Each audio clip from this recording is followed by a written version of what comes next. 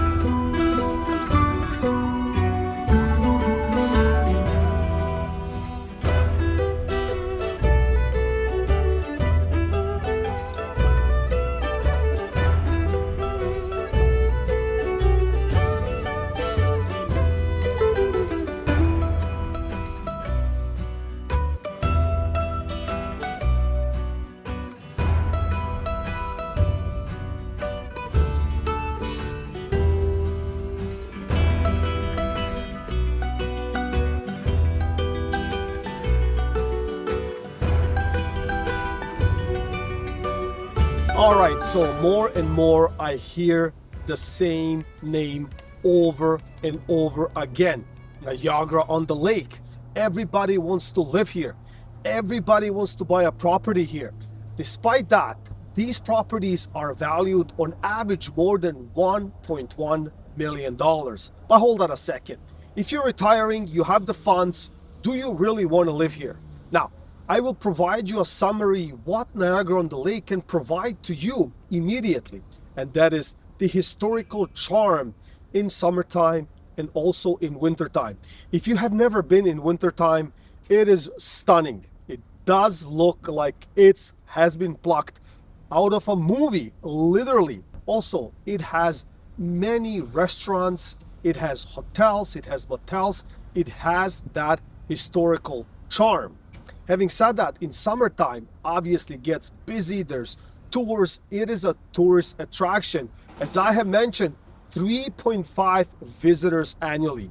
But now this is maybe a twist for some. If you live on Niagara-on-the-Lake and you're not a walking distance from this Queen Street right here that you probably most recognize, you might have a hard time, because if you have to drive to get to here, which means you have to park here, and parking is expensive.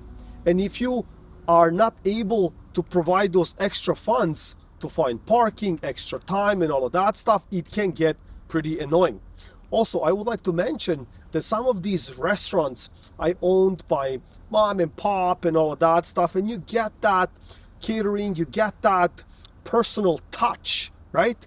But mind you, most of these restaurants shut down very early, unlike downtown Toronto or even Niagara Falls. So I would like to point that out.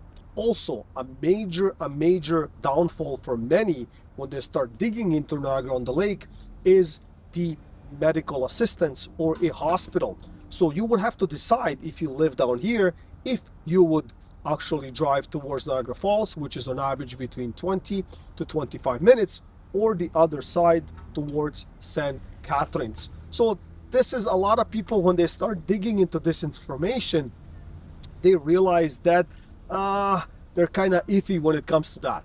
But everything else, if you're walking distance from this particular street, you will pretty much enjoy.